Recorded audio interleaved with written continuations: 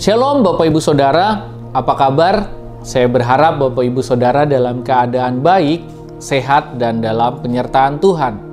Jumpa lagi dalam renungan harian dan tema hari ini adalah kalau diproses, jangan protes.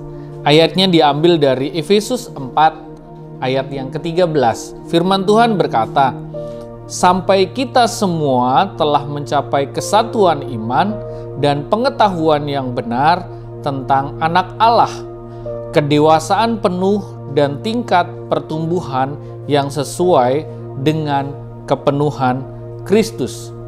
Tentunya sebagai seorang Kristen, yang menjadi tujuan utama kita adalah mencapai kedewasaan penuh dan tingkat pertumbuhan yang sesuai dengan kepenuhan Kristus.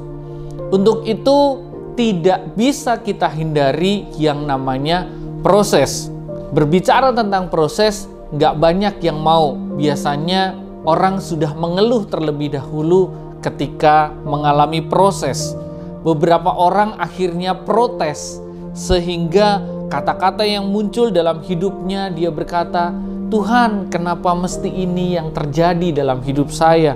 Saya sudah rajin ibadah, saya sudah rajin berdoa, tetapi kenapa mesti ada kesulitan yang harus saya alami? Seringkali kalimat-kalimat itu muncul ketika kita sedang mengalami sebuah proses. Tetapi tahukah Bapak Ibu Saudara bahwa proses tidak akan dapat kita hindari kalau kita mau bertumbuh ke arah kepenuhan Kristus. Karena proses itulah justru yang membentuk hidup kita sehingga kita semakin hari semakin bertumbuh dewasa. Kita bisa lihat bahwa anak-anak harus melewati proses di mana waktu bayi dia bisa minum susu dan kenyang. Tetapi ketika dia mulai anak-anak, dia harus mulai belajar untuk mulai makan dengan makanan yang lembek. Dan ketika dia mulai dewasa, dia akan terbiasa untuk makan dengan makanan yang keras. Itulah proses. Mulai dari kecil, hanya bisa tidur, merangkak, setelah itu belajar berjalan, sehingga akhirnya dia bisa berjalan. Pada akhirnya bukan hanya berjalan, namun berlari. Tetapi untuk sampai kepada bisa berlari, seorang anak harus melewati proses. Demikian jugalah kekristenan kita.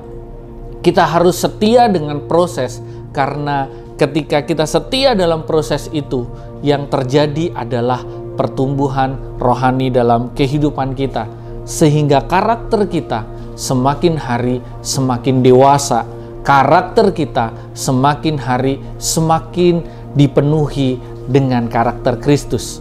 Itulah yang seharusnya menjadi goal setting kehidupan kita. Jadi pesan saya hari ini, kalau Anda sedang diproses oleh Tuhan, jangan protes, tetapi bersyukurlah karena Anda mengerti bahwa proses itulah yang membuat Anda semakin dewasa di dalam Tuhan. Tuhan Yesus memberkati.